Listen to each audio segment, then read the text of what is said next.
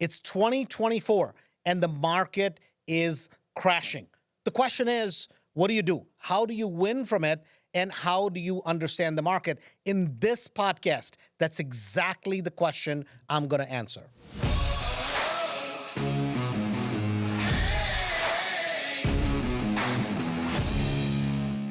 Real estate crash of 2024.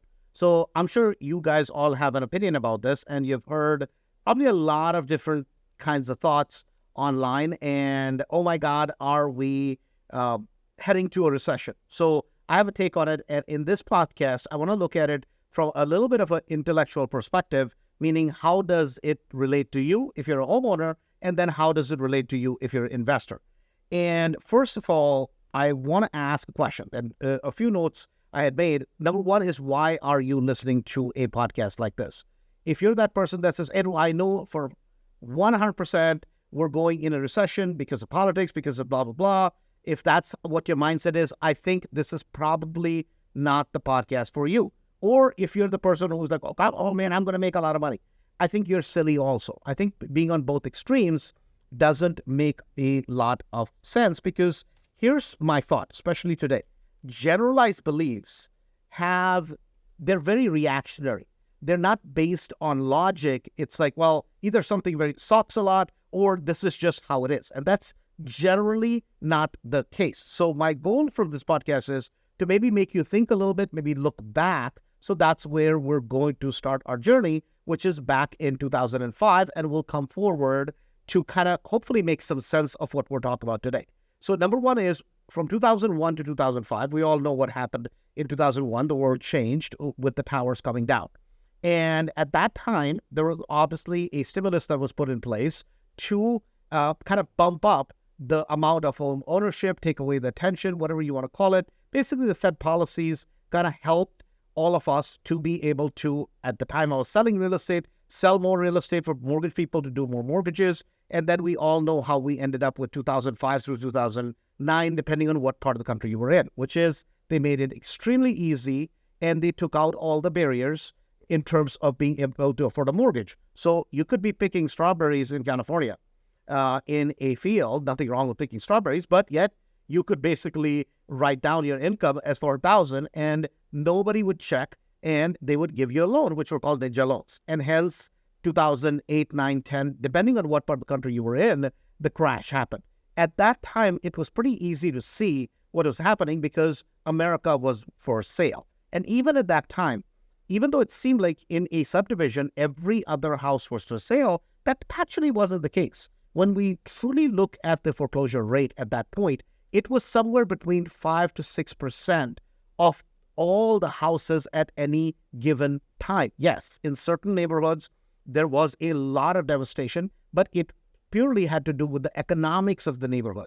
But yet, if we look at it across the country and we're rational about the total number of homes that were owned by homeowners that had properties that were paid off or investment properties that were paid off versus properties that had loan on them, and any irrational loans were the ones that ended up getting foreclosed. Yet today, when we look at 2024, it is not quite the same. Because at that time, it was very easy. A lot of the loans that were done that were either teaser rates or that were done in terms of ninja loans, where it's no income, no job, no asset verification type of loans, all of those ended up going into mortgage. And then the collateral damage that resulted from it was people who had nothing to do with it, but you are a guy who works at Home Depot as a maybe assistant manager. You got laid off because guess what? People are not buying as many goods and services, or there's not as much construction going on. And then anything and everything that somehow, somewhere is related to real estate. So that was the crash of 2008, 9, 10, 11. So depending on the part of the country that you were in, we started coming out of it anywhere from 10 or 11 to 12 or 13 in the Midwest, which tends to be a little bit behind the curve. So now that gets us to today. So from 2008 to 2012, we saw the markets turning. In 2012, finally, the prices started upticking all the way into the time of Corona. As we went into the pandemic, obviously, initially, nobody was sure what was going to happen. So we were all frozen in place because we just didn't know where the world was going. At that time, they artificially lowered the rates. Couple of reasons. Number one, we had never had a world shutdown, even during the world wars. The world was never shut down like it was during the pandemic, and it had nothing to do with the border. It was just worldwide. Hence, they start lowering the rates at that point, and we all know what happens when politicians find a good thing. They tend to do it in excess, and that's where the interest rates were held down for a prolonged amount of time. Maybe it was politically expedient, maybe whatever the reason was, that is kind of what it was. A lot of capital was injected into real estate. A lot of people got PPP loans. A lot of people who had money, the closer you were to the money, the more access to government money you got. And then where are you going to invest? Either you're going to go into the stock market, or you're going to go into real estate, or we saw the cryptocurrency going nuts, because all those three vehicles, maybe you believe in crypto or you don't believe in crypto, it really doesn't matter, but those are the three places people injected that particular capital. Now, at the same time, a lot of people during the pandemic are living in their homes and they feel, oh my God, the house is too small. I need a home office suddenly. And then we all know what happens. Everybody starts building. People start buying more houses. If you are in the Midwest, or if you are up north, meaning the northeast part of the country, or up in the Pacific Northwest, you start moving to states which are much more are very friendly in terms of Corona and the rules that came with Corona. So the lockdowns, places like Arizona, places like Texas, places like Florida, saw a huge influx of population, people who probably never went there a lot, but they just wanted to kind of escape the tyranny, whatever your belief was. And hence, we saw a tremendous amount of building that happened in the States, where you have a lot of land. And guess what? It's easy to build relative to the north part of the country. Then you start having a lot of building. And there starts being an excess supply that starts building. Now, what happens? About a year and a half ago, from 2024, the Feds start raising rates because they feel that the inflation is out of control. Only way the Feds can control inflation is that they basically stop giving out easy, cheap money. And one way of doing that is by raising the Fed rate, which in turn raises the interest rates, and hence we are here today. So that was a little bit of a history lesson, and that puts us to where we are today. Now, the next thing to understand before we get into anything else is real estate is hyper-local. And what do I mean by that? What I mean by that is that if we were to divide the country into different pieces, so you have the Northeast, but the Northeast really has nothing to do with Boston and New York, meaning that there are a lot of parts of Northeast. If you go to upstate New York, these are small towns. A lot of these are towns where there is no industry, there's no really a big major employer, or these are not necessarily growing towns. I would call these bread and butter towns. But yet, if you compare that to buying a penthouse in New York on Fifth Avenue, this is going to be completely different. Hence, we say that the markets are hyper-local. And this is what becomes really important to understand as we talk about the crashing market of 2024, that this is not going to be uniform across the board. It's going to be much more hyper-local, and it's going to be based on supply and demand, which is what I'm going to attempt to try to explain. So when we look at the markets, you have to look at it in which part of the country you're in, and then what are the economic conditions and what is the supply versus the demand. This is the biggest difference today versus 2008. In 2008, across the board, you saw that the prices came down. Yet today, it is very, very different. And the reason why I say it's very different is because the amount of properties that are available are not uniform across the board. They're going to depend on what markets you're in. So I like to always break the markets down in terms of an A market, B market, C market, and a D market. What do we mean by an A market? A market are aspirational or affluent markets, and this is going to be relative. So if you're in Manhattan, in New York, that's maybe considered an A market. But people who live in Manhattan, certain streets are going to have a lot more premium. And they may say, well, no, that's not an A market, but my market is an A market because I'm on XYZ street or I'm right by Central Park. So it depends. But yet generally across the country, when we think about an A market, it's generally going to be markets that are closer to malls, that are closer to dining facilities, may have good schools, because New York, Miami, certain part of Naples, certain parts of California, San Francisco, that is not the norm. that's maybe 1% of the market in the country. Actually, probably even less, maybe 0.01% of the market is in that particular category. Most of America is blah. Most of America, the average property in America, if you look at it, is going to be somewhere from a 800 square foot to about a 1,800 square foot to 2,000 square foot property. These are not big properties as we think about it. So you have to understand that the markets are going to be hyperlocal. So even when we talk about the Northeast, we're talking about the Northeast in general. Yet New York, the city of New York, meaning being in the city of New York, is not going to be the same as being in Philly. A suburb of Philly is not going to be the same as being in the middle of Philly, where you may have some crime-related issues. If we take Detroit as an example, it's a great example to look at. Certain parts of Detroit economically have been devastated, yet you have a lot of suburbs of Detroit that may just look like a suburb of Chicago or may look like a suburb of any other suburban American city. It's going to be very, very different. Hence, I say this is hyper local. This is what is very different in 2024 than we had in 2008. So what are the conditions today? Well, it depends on what part of the country you live in and what is the supply versus what is the demand in that market. Now, the reason I brought up the A, B, C, and D markets was because it's going to depend on what your affordability is. So here's an example. People that are in an A market, they're buying a home because they want to.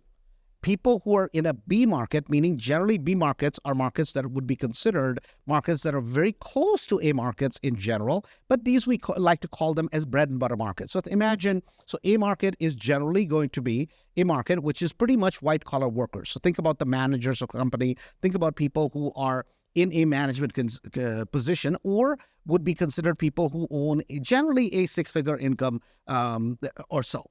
Generally, B markets, you're going to have a little bit of a mix of people who are from the A markets, yet there are some people who may be kind of from the C markets and up. So you're going to have a mix of white-collar, blue-collar workers generally in a B market. It's a great mix. It's a very affordable market relative to the A markets because the A markets may be very, very expensive for most people to afford. So the average American may not be able to afford an A market. And then you have the C markets. C markets, I like to define them as areas that have some sort of a challenge. They're not complete disasters. So those markets are the D markets, which is a complete disaster. I mean, think about certain parts of Detroit. Think about certain parts of Chicago that you hear about, which maybe has a very high amount of crime. Yet, that's going to be less than 2 or 3% in terms of land mass area of entire Chicago land area. Most of Chicago is not going to be considered a D market. Most of Chicago land area is going to be covered by B and C markets because those are your mid markets. So if that's a better way of understanding that. Yet, if we look at a D market basically is a disaster market, meaning generally it's going to have a very high amount of economic distress, which leads to, in certain places, a very high amount of crime. And so those are markets that always are teetering from, if the market gets really good, they will get a little bit better because investors will get bullish and they will start jumping into the market. Oh my God, we can buy cheap properties in that market and hopefully rent them out. Yet, as soon as the economy hiccups in any which way, the first market to get affected is going to be the D market. So D markets in general are disasters. To me, good economy or bad, they're disaster markets, and you should not be investing in those markets. Now, let's look at the A markets. If we look at A markets, generally so I'll give you a car analogy. Whenever you're considering buying your first car, right, that would be, I would call it maybe a C or a B type of a car, meaning you may not have all the money in the world and you may not be able to, even if you're buying a new car, it's going to be much more important for you in most cases that what is the payment, because I can afford a $400 payment, but I may not be able to afford a $600 payment, meaning you're going to be very, very price sensitive. Now, if you're going to go buy a $150,000 car or $200,000 car, I hope you're not the individual that says, oh my God, I can only afford a $2,000 payment, but if it goes to $2,100, I can't afford that. Generally, we see a similar sort of a pattern with houses. People who are buying A market properties, meaning expensive properties, it's much more they're buying the area. They're not so much buying the house. Yes, we go like the house. We're like, oh my God, this is my dream home. I'm going to buy those. But yet we buy the amenities of the areas. We buy the schools. It may be proximity to work. It may be proximity to a mall. It may be proximity to dining. It may be a lifestyle. What people are buying at that point in an A market is they're buying a lifestyle. That includes which schools their kids could go to.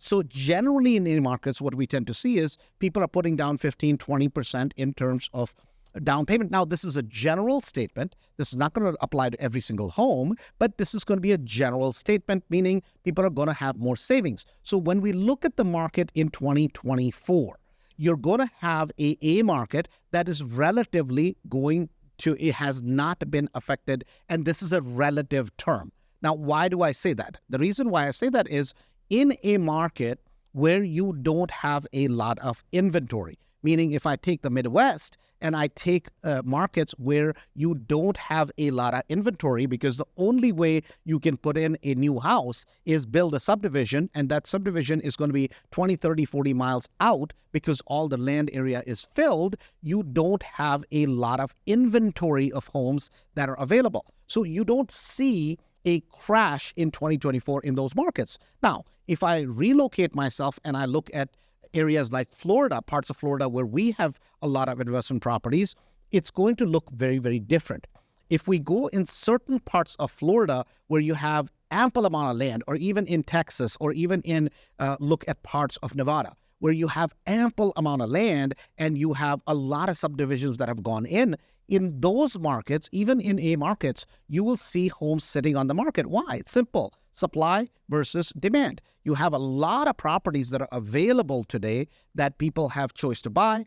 There is no lack of inventory today, and hence the prices have started coming down. This simply boils down to how many houses for sale, how many properties are under contract. It's not based on how many properties sold. See, sold data is old data. So just keep that in mind always. Sold data is old data. Because when we track the solds, which is what the news media tends to do, if I'm buying a property in March and property sold in January, what does that have anything to do with what happened in January? Now, I understand that that is the established way of how we understand comps in a particular area, but yet what we have to look at if you truly want to understand real estate is how many properties are active today in my price range. So if you have a price range, let's say from 400 to 600. I mean, generally, it's not going to be that wide. It's going to be maybe from 500 to 600. But if that's your price range, and in the particular school district, in the particular area that you want to buy, happens to be, let's say, an A area, affluent area, then you're going to look at what is the amount of supply of properties that are on the market. And if there's a lot of people looking, there's a lot of showings going on that property, guess what? The seller is probably not going to come down on the price because the property is in good condition and there is a lot of buyer activity. Exact opposite if I go to Florida and look at certain parts of that market where you have plenty of homes available. So in certain parts of Florida, if I take, say, parts of Fort Myers, which is going to be Cape Coral area where you have a lot of new inventory on the market, the buyers have plenty of choice. So in those markets, they may be an A market, it may be a B market, it may be even a C market. Certainly A, B, C across the board. The D's obviously have been affected, but generally A, B, C's, all of them have been affected. Why? Because there is a much larger supply of homes. If I bring that example back to our Chicago market, if I take it back to the Detroit market or to Philly or lots of other parts of the country, the amount of supply, if the supply is low, the prices are not coming down. If the supply is high, and this is always going to be a two-way street, which is the supply versus the demand, or demand versus supply, whichever way you want to call it, it is purely based on supply and demand. In 2008, what had happened was that we saw a general collapse of the market because the interest rates, because people just simply had bought so many houses. It was a house of cards that they had built. And so even people that may be okay financially, may not have a lot of money, but even people who were doing okay financially, suddenly they could not get the types of mortgages that they were able to at one point. That they started losing jobs, they started having other collateral damage. So if they had bought a rental property or two, suddenly as the economy collapsed, everybody let go of their homes. So the crash was very even. The key thing of 2024 is the crash is not even. The crash is going to be very specific to almost your zip code or to almost the particular area that you live in. And the reason behind that is very simple. If there is ample supply in a price range, that particular market is going to suffer. If there is a lot of demand in a particular price range or a particular community, then those particular communities are still doing well. Maybe not quite, the prices are not going up like they were. The prices have become a little bit more stable in those markets. Yet, in 2024, what we're seeing is that the crash is uneven. If you take anything away from this, listening to this podcast, that is one thing that you should take away. And that is that in 2024, the market distribution of where the prices are adjusting is going to be very, very uneven. It's going to be, number one, depend on the supply and demand in that particular location. So if I look at an example of some of the cities, if I take an example of, say, Philly, if I take example of Detroit, if I take example of something like Chicago, it's going to be that in areas that are C areas where people are limited by the amount of their income, as the interest rates have gone up. A lot of times people like to blame the interest rates. Of course, if you're in a market which is a C market where people are buying a payment. See, in an A market, people buy a house. In a C market, people buy a payment.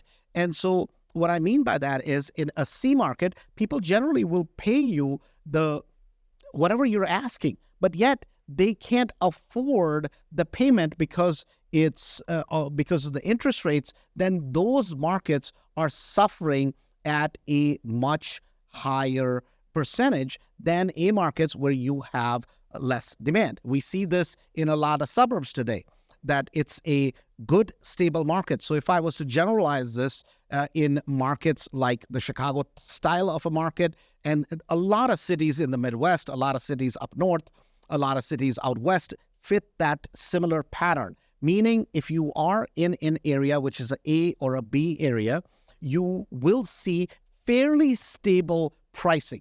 Fairly stable. What do I mean by that? What I mean by that is that are there going to be seasonal adjustments? Yes, we're back to seasonal adjustments like we used to have. So if you are up north, generally during winter, you're going to see the seasonal pricing come down a little bit. It's not the high time demand of the year, but yet it's going to depend on what particular location, meaning what suburb you're in, how much is the supply.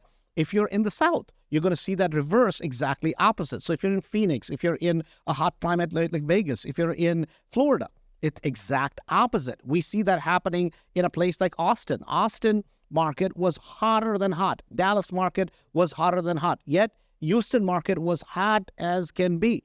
Yet if you look at the amount of supply today, there is a lot more supply in a lot of those markets. And in fact, there's a lot more supply with properties that would be considered B and C category market properties, because people in those markets buy properties based on a payment. And because they cannot afford the payment because the interest rates have gone up. So if you had an average payment of somewhere around $1,500, $1,600, yet today, just because the interest rates went up, what has happened is your payment has almost gone up to $2,200, $2,300, and suddenly it becomes unaffordable for those families. And whenever people are buying in a market like a C market, more so than even a B market, C market families generally buy the property with 3.5% down. So an easy way of seeing across the country, you have a high supply of properties. You have buyers that are buying properties with a lot of FHA loans. What does that mean? What that means is these buyers are buying properties with 3.5% down. And if that's the case, that means they don't have a lot of savings. They may be families that are just getting started, or they may be families economically may not be doing quite as well as, of course, the families that live in A areas. So what we're seeing today is generally across the board that A areas are holding fairly stable. B areas are doing fairly very well in general. But yet, if you have a high supply, those prices are getting adjusted, and people that happen to have a lot of challenges are people that happen to be in the C markets and the D markets. Is the country, so if a simple question you ask me, is the country going to hell in a handbasket? Absolutely not.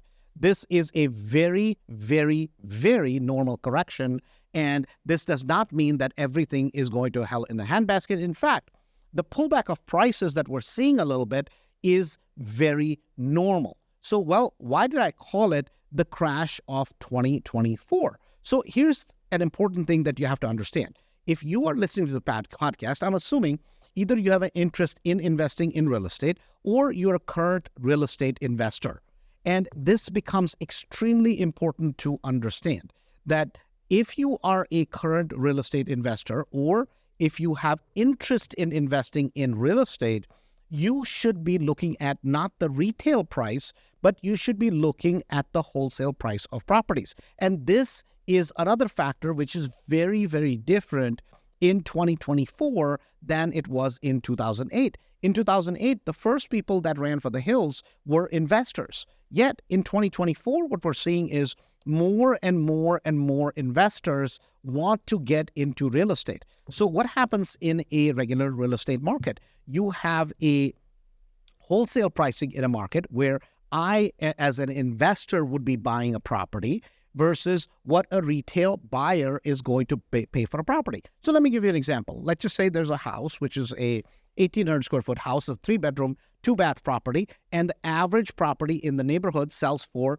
$400,000. So what is that house going to be? Well, it's going to be generally a house which is a traditional sale. That means that Miss Susan is selling the house to somebody, right? She has a house she's been living in with her family, her home, and she's selling that. That would be considered a at-market traditional sale, meaning if her house, condition of the house is at par with what the market is and what people's expectation are in terms of how dated the home is or how refreshed the home is. If the home is refreshed and it's kind of new, they've done some updates, it's going to probably sell on the higher end of that scale. So maybe it may sell for $430, $440, $450, depending on how nice it is.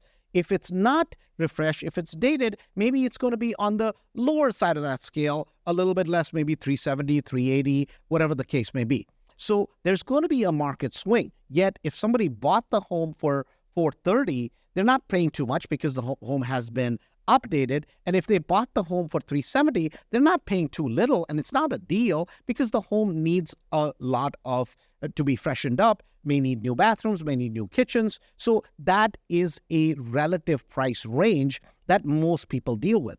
Now, us as investors, what we're seeing, which is very different from 2008, is that in 2008, there were no investors that were investing. And I'm making a general statement. I started in 2008 when everybody was heading for the hills.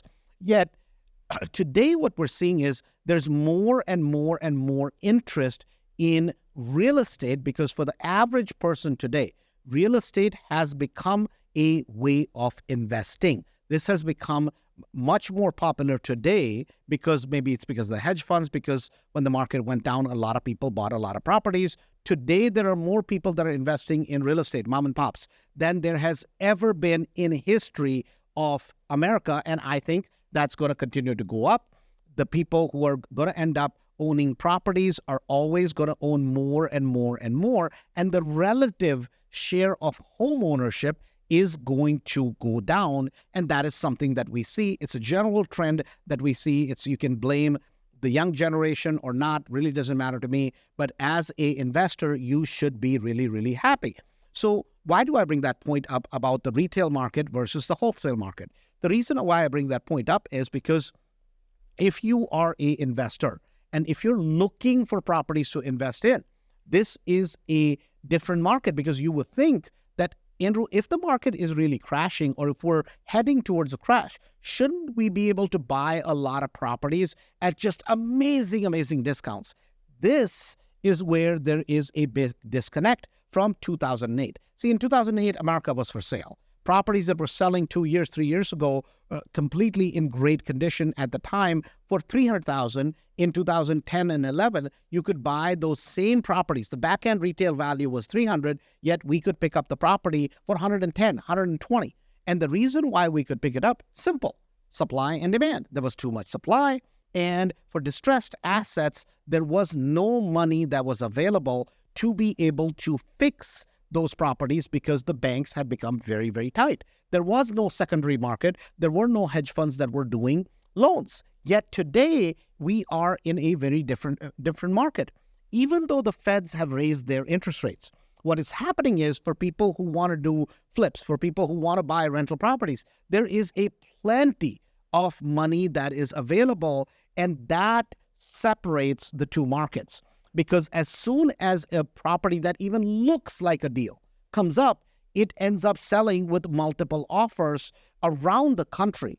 And this is the case why? Because there is a lot of hard money, a lot of commercial money, whatever you want to call that, still available in today's market. In 2008, we had none of those because all those lenders had gone belly up. So what does that mean? See, if we look at America as a whole, most people that are in loans, they're in loans where they have 3.5%, 4%, if not lower rates. They're not selling a property. So imagine if I have a house, and I have paid it down quite a bit, I have a low interest rate at 2.5%, 3% for my personal home. What is my incentive to sell the property? I could easily, my payment, let's say on the property is $1,800, if that, and I can easily rent out the property for $3,000, $3,200. In fact, by selling the property, and then if I go buy another property, even though I would have a tremendous gain in the property, now I'm going to reset my mortgage at a very high interest rates. And so for every single American that doesn't have to, is not forced to sell that particular property, they're not going to, because the interest rates discourage people from bringing new properties to the market. So there is the other factor. It's the supply and demand comes because of there's a lot of Americans that just simply do not want to give up very favorable interest rates. So it's a conundrum that we're in and that we face as a country. Now, where it goes, it really doesn't matter, because if you're an investor and there is more opportunity for you to buy good quality real estate at deeply discounted prices, you should be happy. That's where wealth is built, is when you can buy something which is worth a significantly more amount of money for a significant discount. Then you improve that, and now it becomes significantly more than what was worth prior to you buying it. That's where you create a large amount of equity. Because your basis in the property is low, you can actually put a loan on it, even with the high interest rates at 7 and 8. The commercial rate today is somewhere around 8.03, 8.1, 8.2, depending on how much debt you're putting on the property and what your LTV is. So what my point about this whole thing is that there are factors. Number one is supply and demand. Supply and demand is controlled by, number one, the inventory of homes that come on the market, meaning if you can't do a lot of infills in the city, it's very expensive, prohibitively expensive, because the cost of building, cost of labor has gone through the roof. For areas where you can put up new construction properties, there is a lot of new construction that was put up because of the artificial demand that was created in places like Florida, in places like Alabama, in places like Texas, even some of the parts of North Carolina, of the Carolinas in general, where you had a lot of demand. Yet as we get back to reality, what happened was the influx of people that were moving to those areas slowed down. It didn't go away because generally we see there's a huge migration trend to the southern part of the country. So what that means is this, that for 2024, we are not heading for a crash. These videos are made for one reason alone, and that is because it's a lot of clickbait, because you get much more views if you're negative about something than positive about something. Yet, what you have to understand is that as a real estate investor, you have to be aware of that if I'm going to do new construction, is this a market where really new construction is prudent? Because the market is soft. It's not going down the drain, but certainly the market is soft. And because you have high costs of building, high costs of material, new construction is something that you really, really have to research and really have to think through. And this may not be the market where you want to break ground, because even from the time you have an idea, you get the plans done, by the time the property's up, it's generally a 2-year turnaround at minimum. At best, it's a 2-year turnaround. So in general, if we look at the market today, there is a tremendous amount of opportunity, yet it's going to come through deals that are falling through the cracks. So let me give you an example. The example of that would be properties that are going to share sales, where other investors miss those and you get those properties. Properties that go up on some of the online auctions. That's another place you can pick up properties. Properties that are direct-to-seller deals, where you're doing some outbound marketing to be able to attract those sellers that want to sell their property, be it probates, be it pre-foreclosures, be it tired landlords. So you're not going to find deals generally in today's markets just on the MLS. You're going to have to do that extra. And the reason why you're going to have to do the extra is because the number of real estate investors that have come into the market is higher than ever before. That is one singular factor. And not only is that number high, but they have access to cash. They have access to hard money. They have access to commercial loans that are willing to underwrite those deals. So in conclusion, even though there are a lot of things that are amiss, you make the most amount of money when there is blood in the streets. And today, the blood is not obvious like it was in 2008 through 2012. Today, you're going to have to go digging a little bit to find those veins to tap into, yet you can still, as the economy starts cooling down, which is natural, which is normal, having last 10, 12 years of the markets going straight up, this is not something normal. It's healthy that we go through ebbs and flows, and we just happen to be on the down trough of things a little bit. The amount of hiring that was done, the amount of craziness that happened during pandemic. We are just kind of the air is being let out of the balloon, which if you are a smart real estate investor, you should be taking advantage of those factors, because you're going to find distress amongst the mess that exists in today's market. So hopefully this particular podcast inspired some thoughts. Hopefully you thought about it from a little bit different perspective. Hopefully you understand that this is not all make or break, that there are markets where you can do really well as a real estate investor. You just are going to have to be much more strategic.